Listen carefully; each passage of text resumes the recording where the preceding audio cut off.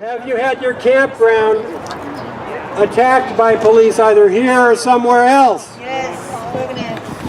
Have you been on the run for as long as you remember? For about 40 years. Would you like to find some way to stand up to the people who are doing this to you? No, I just wanted to get a class action suit going. There you go. Want to get a class action suit going? Yes, because they're taking very large disadvantages of the handicapped and the old people. Have you been discriminated against because of the fact? Absolutely. When we got here, there wasn't even any handicapped toilets. Do you feel that maintaining this community is better than being alone? Yes. Yeah, but that's about the only thing. The city council last night voted not to take down the campground immediately on March 15th. But there's still a lot of people who want to get rid of this campground. The reason that we're here today is because there could be some ways to stop that from happening. Because legally speaking, you have the right to be left alone if you're not engaging in criminal activity. And trying to survive is not a criminal activity when you're outside and you have no place to go and they got no shelters. Not that anybody wants to go to the shelters. So anyway, this is happening up here on the pathway. We got coffee. I think there may be some, there's some food as well. There are napkins. And there's an attorney up here. I don't apologize. There's an attorney who, he's been helping people who are outside in Marysville and in Chico who are suing the city. In Marysville, they're suing the city because their campground was torn down by police and rangers. And that ain't right. That ain't right. And the question is, you're safe today, but will you be safe tomorrow? I don't know. Who knows? I can't tell. So in any case, the reason we're here is because people should know what they have as far as rights go. And that isn't much for poor people. Poor people don't have much in the way of rights. But when they get together, even when they just put up a tent next to each other, they have more rights, they have more possibilities, they have more community than they had before. They also have more chance to steal from each other. Yeah, true enough. We're going to get blamed for it anyways, no matter what. Exactly. You know what I mean? That's open discrimination though. Right? They're just going to say, oh, we did. So this is a chance. We're videoing it, so maybe we can keep a copy of it if anybody wants to see it later, of what you should do to stand up to the authorities that are, in essence, turning you into a second-class person every day. When they look at you, or when they look away from you, or when they tell you you're going to have to move in 2 weeks, but they don't tell you where you're going to move to. Or they want to stuff you into a shelter, which they will then dump you out onto the street on hours later. Yeah, 6 in the morning. At 6 in the morning, as you probably know. Yeah. If you're lucky, right. Anyway, this is a chance to sip coffee and listen to a plain and fancy attorney who came down here to talk with us about this stuff. And who knows, maybe we'll have a speak out afterward and you can talk about what you want too. I don't own this mic, so we'll see what they want to do. But I don't know, are we ready to start this sucker yet? I'm not sure. I think the attorney's getting interviewed by the press. So I'm also wandering around with a little audio recorder, recording stories for Free Radio Santa Cruz, which is not really on the air these days, but we're on the stream. And I'm always on the go walking around with my little audio recorder. So if you want to talk about what's been happening to you, the good, the bad, the sexy, the boring, the missing. Thank you. You're welcome. I'm here, I got my little machine, and you can talk to me. Who knows, maybe we can share the mic here and you can talk to everybody else. I mean, after all, what else is there to do today? Whatever we want. You know. So let me see if I can get this show on the road, or we got somebody else who wants to talk about issues. Let's see here. Any women around? We got a lot of white men talking here. Last time I checked, All right, come over here, woman. I had my tent taken Tell me. 2 days ago. Speak up. My home was taken a couple days ago, which happens to be my tent. Just wondering if you have any way to offer tents to people that need them, and if there's going to be some place where we can safely be, where we aren't at risk for being kicked out. Somewhere where there's more land, not right by a freeway where there's gas fumes, not right by businesses. We don't want to interfere with those businesses and vice versa. Just wondering what our options are. And, it's a very, very good question. And the answer is the authorities have the usual options. 7th Avenue Shelter, Laurel Street Shelter, Homeless Lack of Services Center, Boneyard Campground, maybe somewhere, someday, a place to park a vehicle if you have a vehicle. Hide out, get out. I mean, those are the answers that they have. Or go home, we'll give you a bus ticket to your relatives. These are all the bad answers they have. I got even less for you. I don't have any good answers. So my answer is simply, I thank you for telling me, that's all, and talking about what the real situation is for a real person here. Thank you. We've been talking with, if you want to say, you want to say who you are? You don't have to. A concerned woman. Thank you. Thank you, concerned woman. I appreciate it. Anybody else want to talk? Yeah. All right. We have a second victim steps up. I'm not the victim. Good. Don't be a victim. By the way, Anthony, anytime you want to start, let me know. I'm ready when you are. Okay, I have guys. a question about missing in the campground. What is it about missing meaning? My uncle, Stacy Childs, I took him to the HPHP, and all his things in the camp are over here. Anyways, he asked me to watch his things, and he'll get medical help because we agreed upon him getting medical help. He has broken ribs, shoulder blade, like fingers and bladder, and yeah. So When was the last time you saw him? I just saw him 2 days ago when I took him to HPHP, and we agreed on cleaning all his things out and stuff, like because he was peeing in the bottle, his camp was urinated, and he was living in he was barricaded like in his grave. And what does he look like? He's 57 years old. Your height? He's about like 6'3". He's strong. Yeah, he's strong. He has tattoos. He has a mustache. He's bald. Yeah. His name is Stacy Childs, and he's local. Anybody seen Stacy Childs? Anybody seen Stacy Childs? Yeah? Where is he? She's looking for him. Say again? Not the last Too long. Not for the last. Thank you. Since I took him to HPHP. He hasn't been back, though. He told me he's gonna return at 3 or 5 p.m. that afternoon, and I looked for him at the hospital, and he is not there. You know, and I looked at the mug shots. How can people reach you if they do get some information?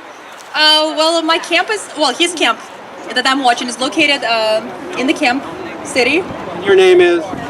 If you want to say. Yeah, Natalia Zabralina. So that's my name, and I'm helping him get up and stuff from the camp into like a trailer, into like something more where he can, at his age, be able to Survive his injuries. survive on instead of like dying. Yeah. So that's why. People can reach you by, what's the best way they can reach Well, you? I'm over here watching his things. I'm not gonna give up my phone number. On his camp, it's states Stacy Childs, his name. So they can find that. Yes. It's and they near the can, path. It's yes. Near the walkway. It is right next to the walkway, yeah. Pretty much. Thank you. You're welcome. So I'm just wondering, like, how many days do I need to report him missing? Is it 72 hours for an adult?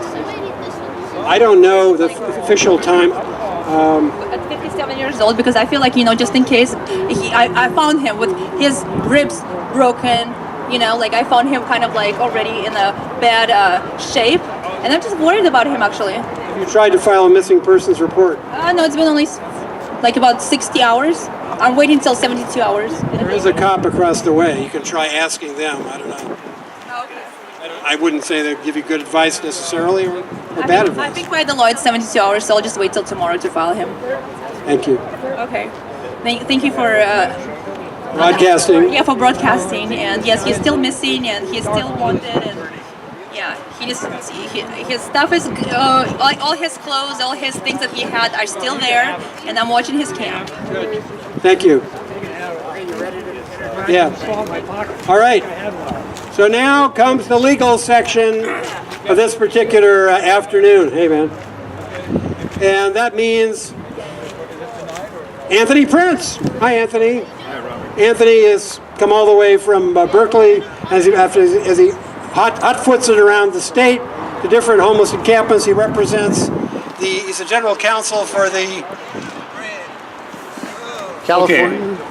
Want to hold this? I will. I'm just trying to get the name of the organization right. Well, the California Homeless Union. He actually has that on his shirt. I should be reading more these days.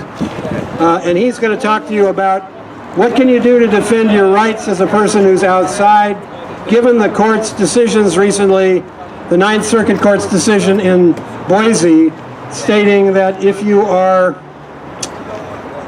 in a city or in a place that has no adequate shelter, they can't fuck with you, at least they can't arrest you, and they cannot require you to move along. If I'm not putting that badly, Anthony will put it better. Thank you, Anthony. Okay, Robert. Thank you. Actually, you put it right. So let me just say, let me introduce myself. My name is Anthony Prince, and as Robert said, I'm general counsel, the attorney for the Homeless Union. I want to introduce Wes White. He's standing behind his own camera, because Wes records and documents everything that happens. Wes is also president of the Salinas Homeless Union. We started the union in Salinas almost 5 years ago, and we've now spread. We have locals of the Homeless Union in Chico, Marysville, Yuba City, Oakland, and now in Chico. Here in Santa Cruz. So the idea is a very simple idea. I don't know how many people here worked in places where there was a union. Anyone ever work in a place where there was a union? Where you were a member of a union? You've heard about unions, right? And what they do on the job is they represent the people that work in a particular location, because you can't do anything by yourself. You can't get a contract. You can't get treated fairly on the job just if you fight the employer on your own. You have to bring the whole workforce together, and then you have some power. Right now they're pushing homeless people around, they're pushing poor people around, even though there's millions of us in the state of California. There's 8 million people in the state of California who are living at or below the poverty line. 8 million people. There's no reason why 8 million people should be pushed around and made to live in conditions that are not suitable for a human being. You know what I'm trying to say? So what we're trying to do with the Homeless Union is we like to say the Homeless Union is looking for a few good men and women and children, because these young kids are also leaders. They're also homeless. Did you know that 25% of all the school children in the United States are homeless? Did you know that?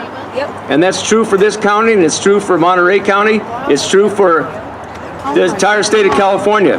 And like we say, it's hard to do your homework when you don't have a home. So we're organizing at all levels of the homeless community, okay? So basically, my understanding is that and I see the poster over here, that they're going to take this camp down on March 15th. And I understand that last night the city council discussed this, and it's a little bit unclear what they're going to do. They might wait a little bit longer, or they might actually shut the camp down on the date they have posted. But under the law, as Robert said, they cannot. Under the law, they cannot ticket you or cite you or tell you to get out unless they have a place for you to go that's habitable, that's safe. How do we respond to them when they say you have to leave? Okay, now, if someone, I mean, when they come, let me ask you this, who has said that to you? Well, no one has said that to me personally. I had my home stolen. My tent was taken a couple days ago. Okay. I mean, I'm going to try to get another tent somehow and find somewhere to put it. And if I'm approached and asked to leave, how do I respond? Okay, I actually have some handouts that gives you some advice as what to do if an official or the police or a ranger comes up to you and tells you you need to leave. I'll give these handouts to you. In fact, let me go through a few of the points right now. Give me a second here. Sure, thank you.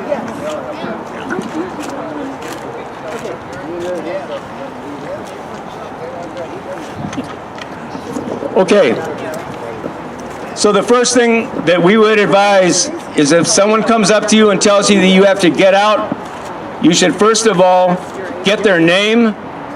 If they have a badge and a badge number, get that information. See this young lady up here? She's got a little notebook and a pen. Everyone in this camp should walk around with a notebook and a pen and a cell phone if you have one. It's very important to get information, okay? So if someone comes up to you and gives you some kind of order, move on or get out of here or pack up and leave, find out, get the identity of that person. Find out what their badge number is if they're a law enforcement officer. Find out if they work for the county, if they work for the city, if they're a ranger, if they're a member of the Santa Cruz Police Department. Get that information. If you have a cell phone, you should immediately start filming what's going on. You have the right to take your cell phone and record an interaction with any official, so long as you don't interfere with that official.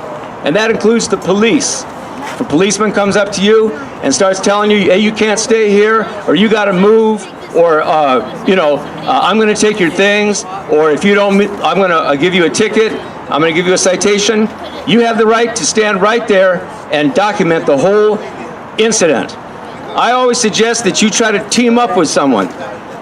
If you're approached by an official and they tell you, start giving you an order, tell them just a second and get your tent mate, get your friend. That's one of the advantages. Your straight jacket. They put me in a straight jacket. Okay, all right.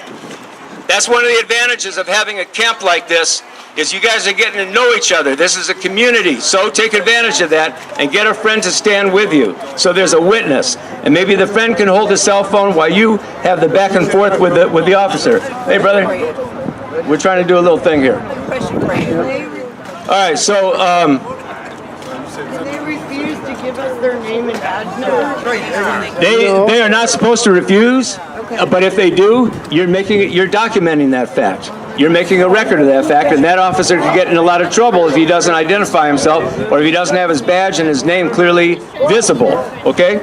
All right. And you can also demand for their supervisor to come, and then you get their name and badge number, and you get more people involved, the less they want to get themselves in trouble.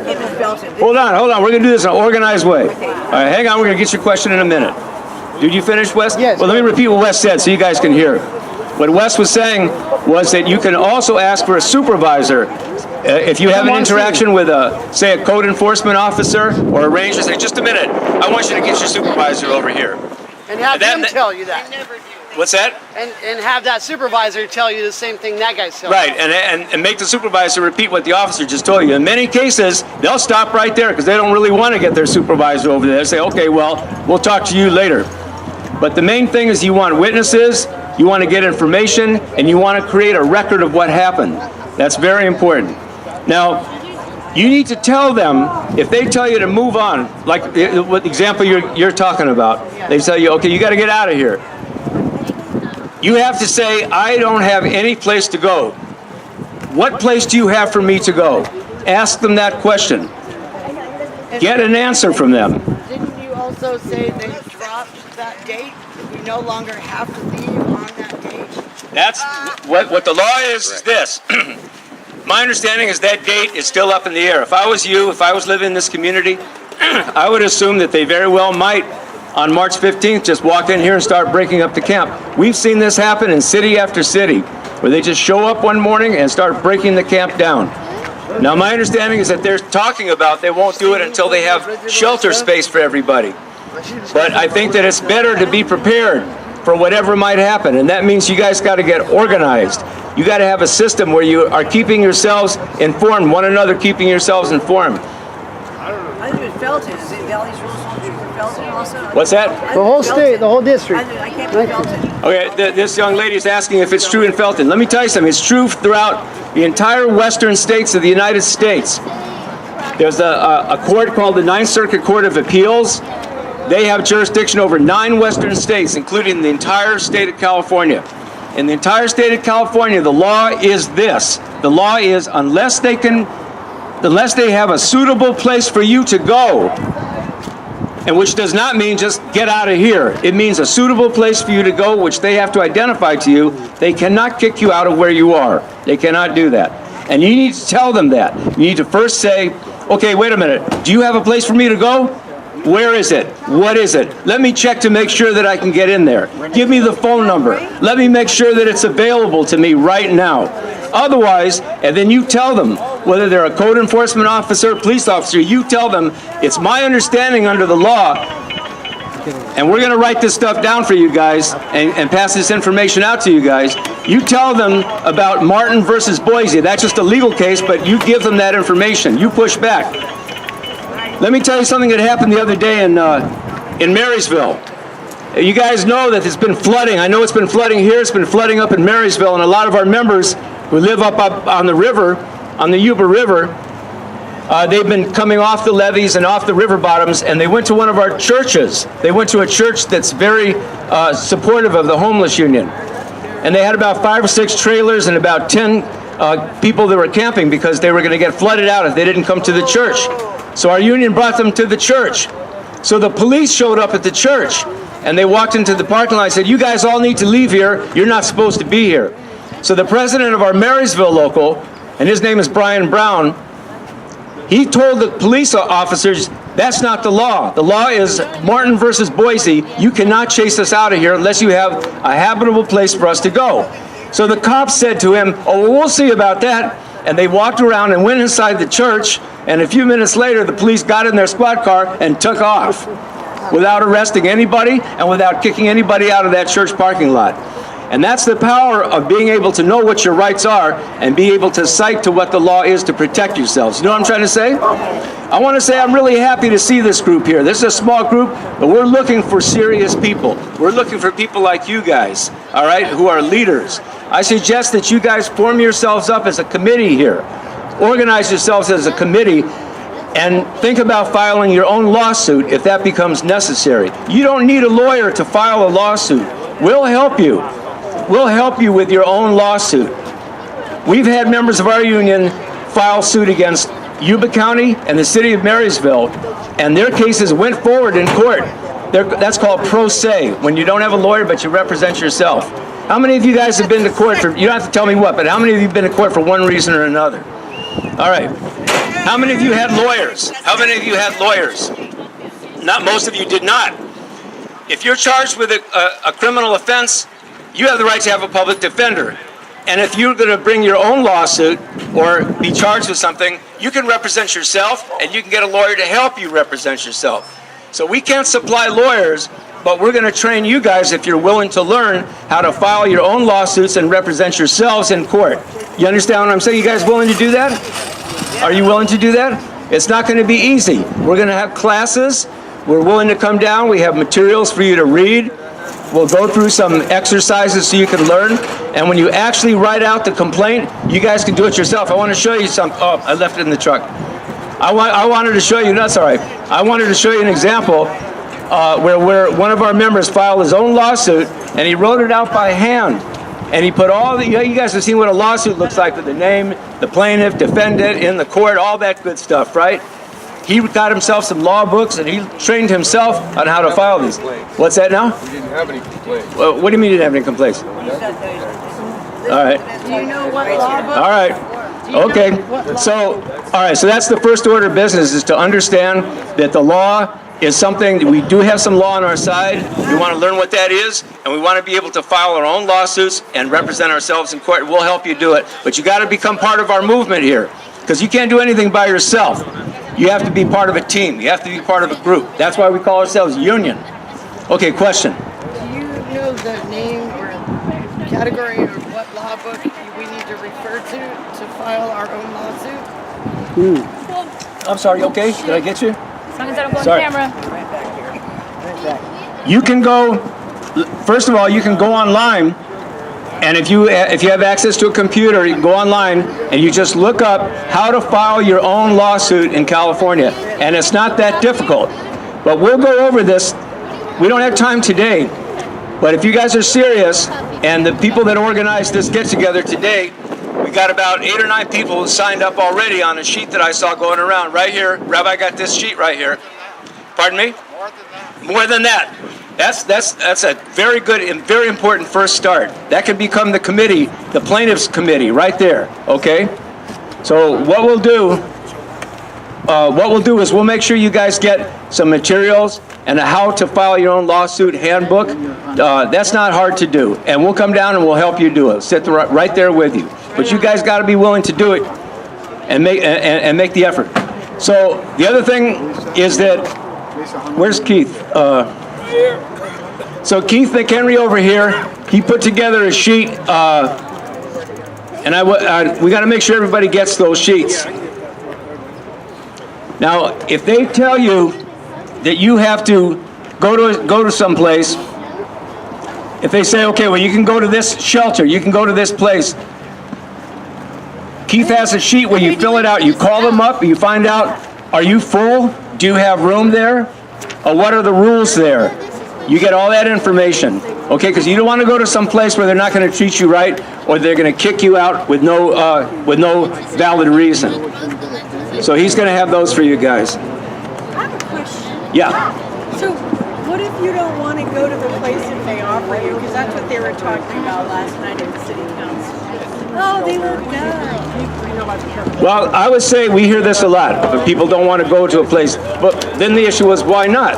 Instead, the city council should say, well, let's hear the problems. We know what the problem is in some of these places, that they don't treat you respectfully. They have rules that are not reasonable. Sometimes they won't let you bring all of your personal possessions in. Sometimes they won't let you bring a family member in. You know what I'm trying to say? I just learned of a system here where they have to make you go to a different church every night. You guys know about that system they got here? Yeah. And one of those churches is located on a hilltop where people have to walk up kind of a steep hill to get there. Is that right? I don't know about that. Okay.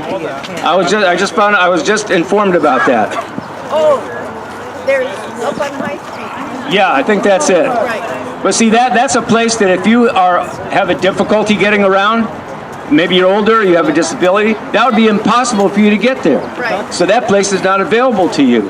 So if that place is not available to you, the police can't tell you to leave. You get to stay right in the camp where you are. Really? What was that?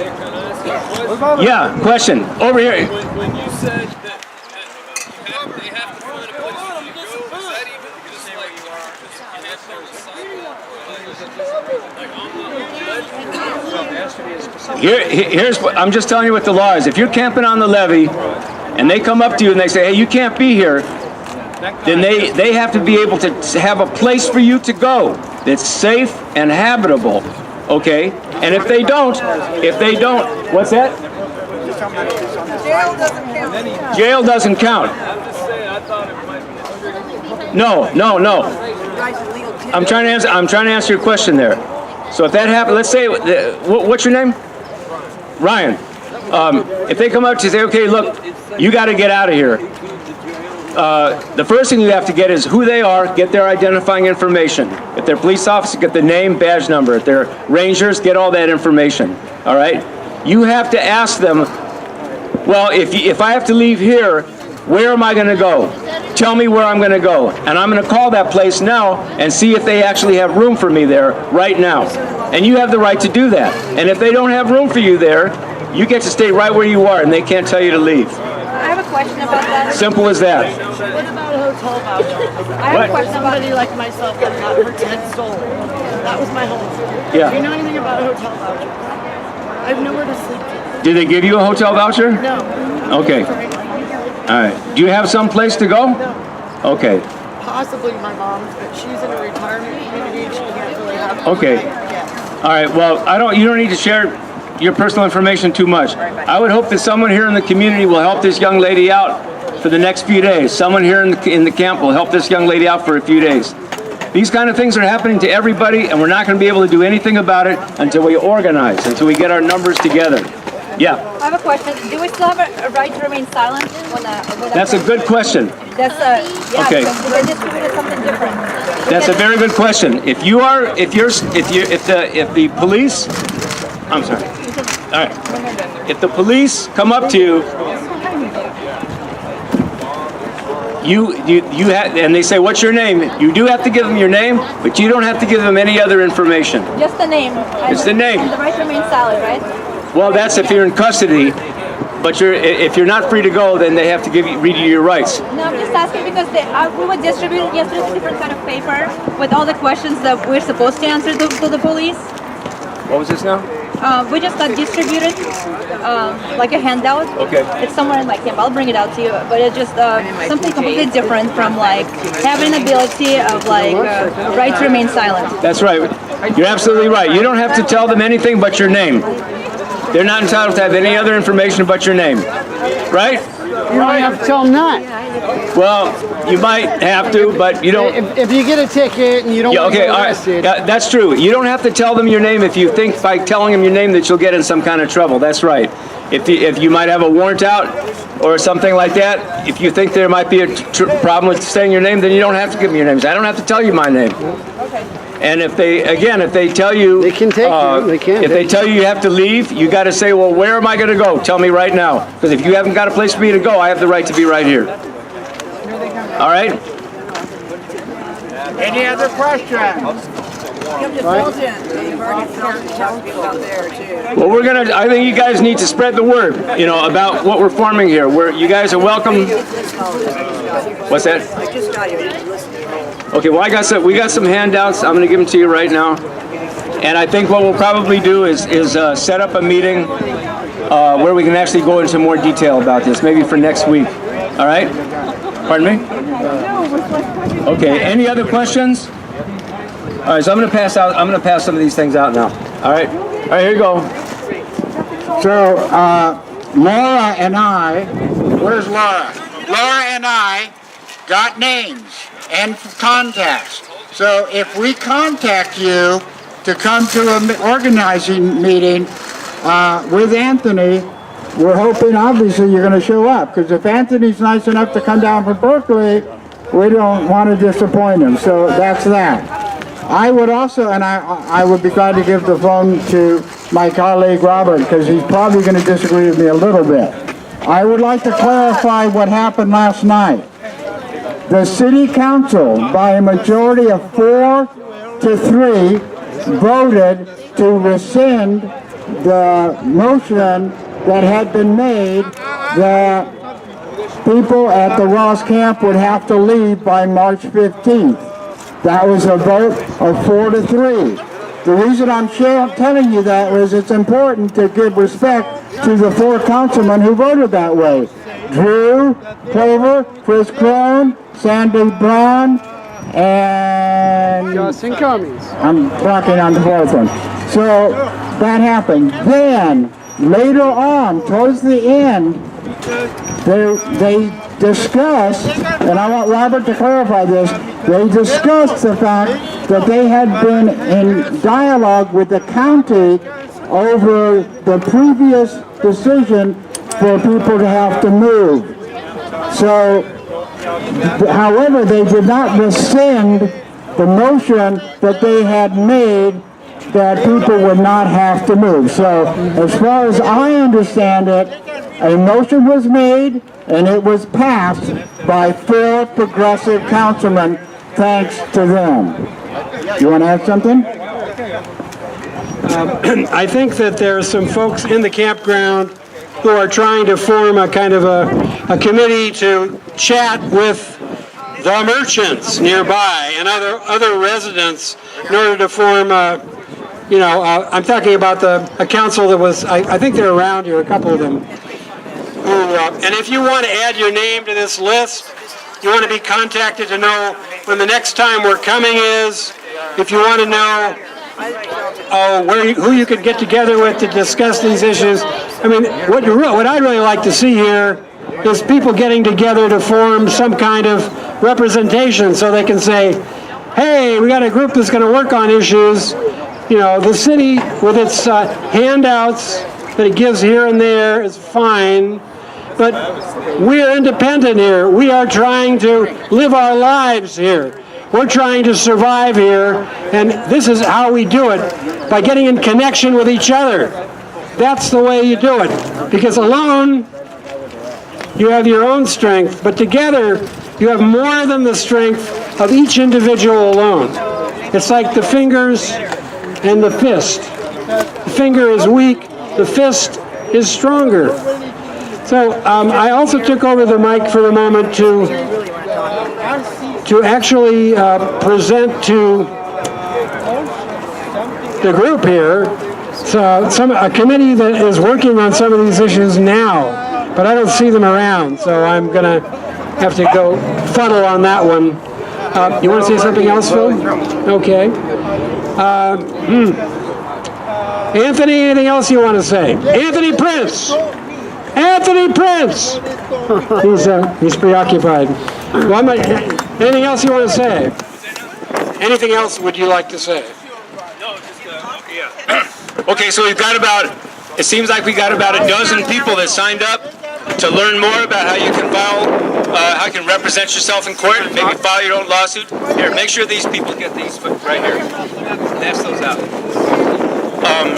And so what's going to happen, we talked to 1 week from today, we'll have another meeting.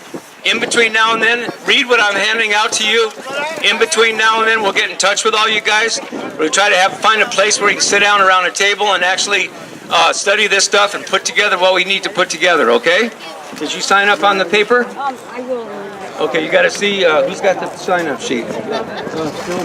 Okay. I'll make sure.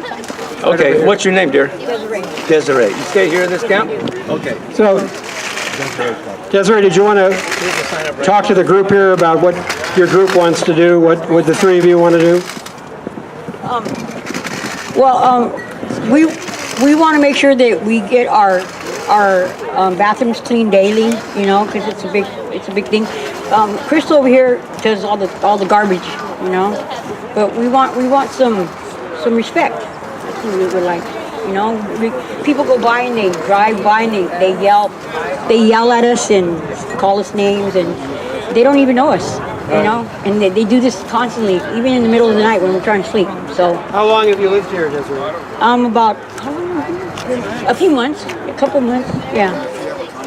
And how's it going? It's good. We're doing pretty well. Yeah. What are the main needs of the folks here at the camp? Water and Lysol. cleaning supplies because of the bathroom. A laundry to go to. A laundry, some showers. Showers. Yeah. How are the police and rangers treating you? They haven't treated me bad. No. Good. No, they haven't treated me bad at Do all. they come through frequently? Or? Yeah, every day. I make sure to make contact with them. That way, they know who I am. So if they ever see me and I am in the woods, you know, if they make me leave, they might have a little bit more lenience on me. Maybe not see me. You know? They don't like you in the woods? No, they don't.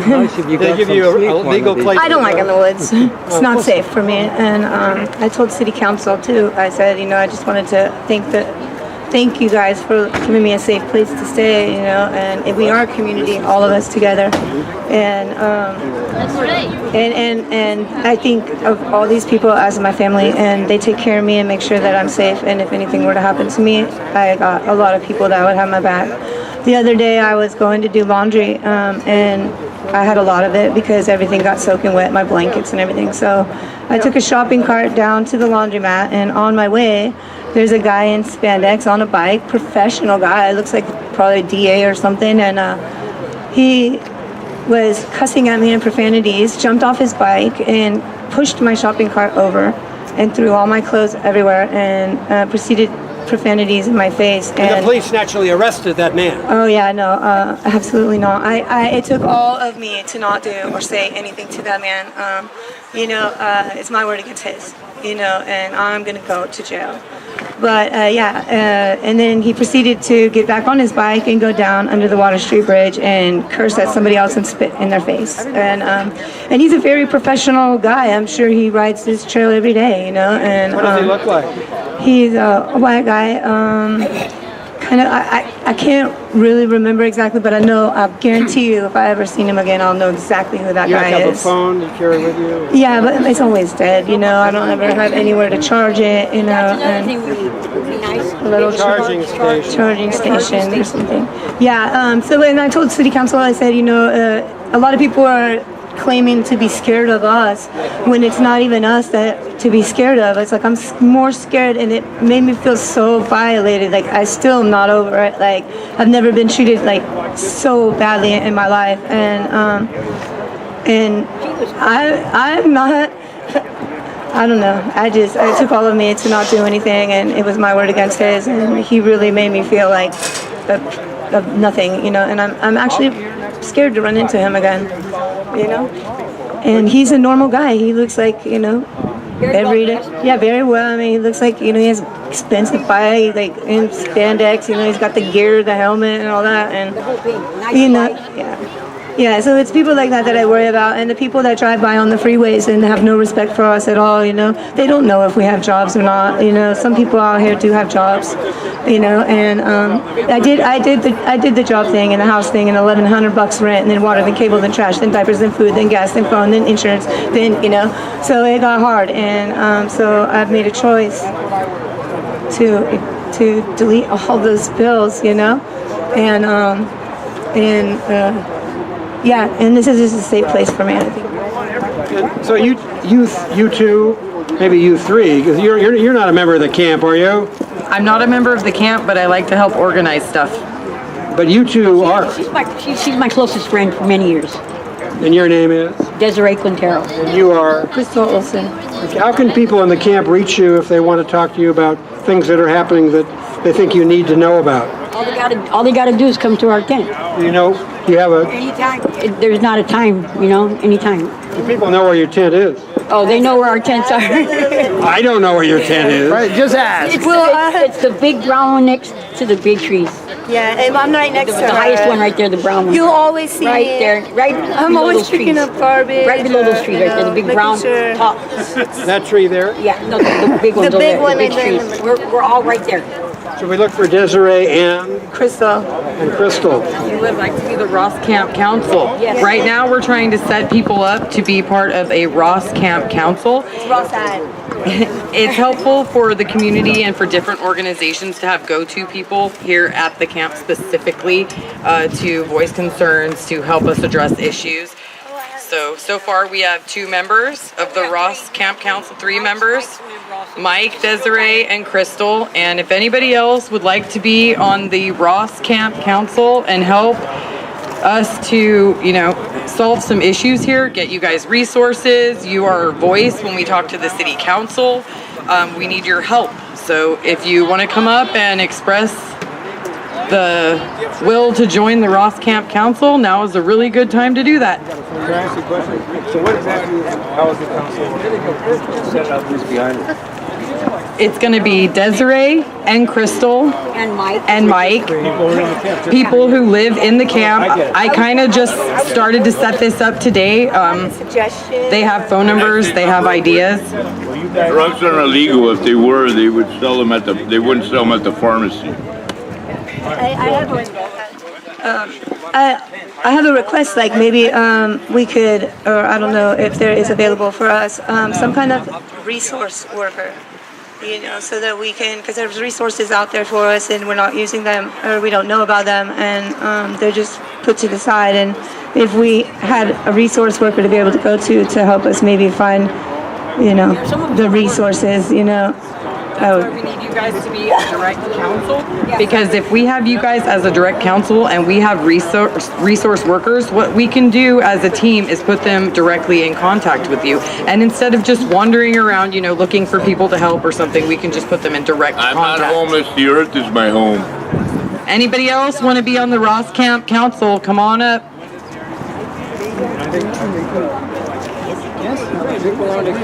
Another one. You know, another thing to do would be to sign up for that continuum of care. You know, what you're talking about is you know, signing up for services and all that. If you're in there, then that actually gives you more leverage to remain where you're at, because you're already trying. They already know you. You're now harmless. You're not homeless. You're harmless, and they're supposedly trying to help you, which puts them in a worse light if they do kick you out. Also, last thing I wanted to note, maybe we could all work together on keeping our areas cleaned up and having respect for the neighbors and not, you know, being disrespectful in the parking lot of Ross or over at the tannery or anywhere in this area. We are, of course, going to get blamed for everything that happens in this town. It's Ross members, you know. Everybody's earthly right is to have a place to say, I want this to be mine. If you were born on this planet, you have a right to say, everybody's earthly right is to say, I want this to be mine, where I don't have to pay for it, and nobody messes with it, and I do the likewise to them. So, I want to, this is Rabbi Posner again. We now have a list of about 20 names that people signed with their phone number.